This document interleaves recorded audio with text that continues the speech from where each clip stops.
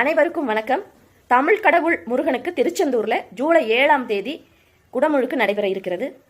குடமுழுக்கு தமிழிலும் நடைபெறும் அப்படின்னு அறநிலையத்துறை அமைச்சர் சேகர் பாபு ஒரு பேட்டி கொடுத்துருக்கிறாரு. அது என்ன தமிழிலும்?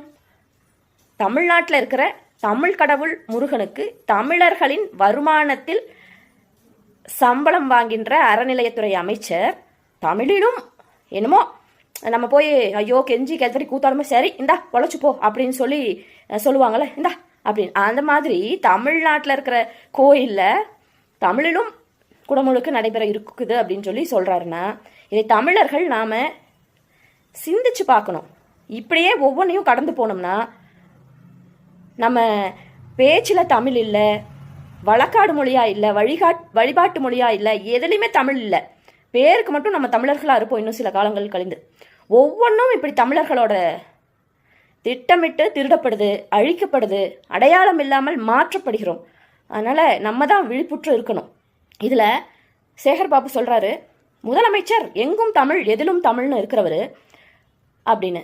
சரி, எங்கும் தமிழ் எதிலும் தமிழ் தானே. ஏன் கோவை பேரூர் பட்டீஸ்வரர் கோயிலில் குடமுழுக்கை தமிழில் நடத்தலை, சமஸ்கிருதத்தில் மட்டும்தான் நடந்தது.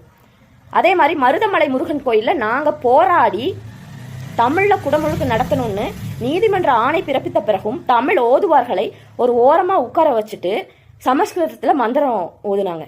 எங்கும் தமிழ் எதிலும் தமிழ்ங்கிறவங்க அங்கேயே தமிழில் ஓதிருக்கணும்ல. திருச்செந்தூரில் கோபுர கலசத்தில் தமிழ் ஒழிக்கணும் அப்படிங்கிறது தான் கோரிக்கை. இவங்க என்ன சொல்கிறாங்க, காலையில் குடமுழுக்கு முடிஞ்சிருமாமா சமஸ்கிருதத்தில், மாலை நேரத்தில் தமிழ் ஓதுவார்கள் திருமுறைகள் பாடி நம்ம போனால் போகுது ஒப்புக்கு சப்பானியாக பாடிட்டு போயிடணுமாமா. இதெல்லாம் இங்கே நடக்காது. கோபுர கலசத்தில் தமிழ் வேண்டும், இதுதான் தமிழர்களோட கோரிக்கை. கோபுர கலசத்தில் தமிழ் இல்லை என்றால் விளைவுகள் வேற மாதிரி இருக்கும், பார்த்துக்கோங்க.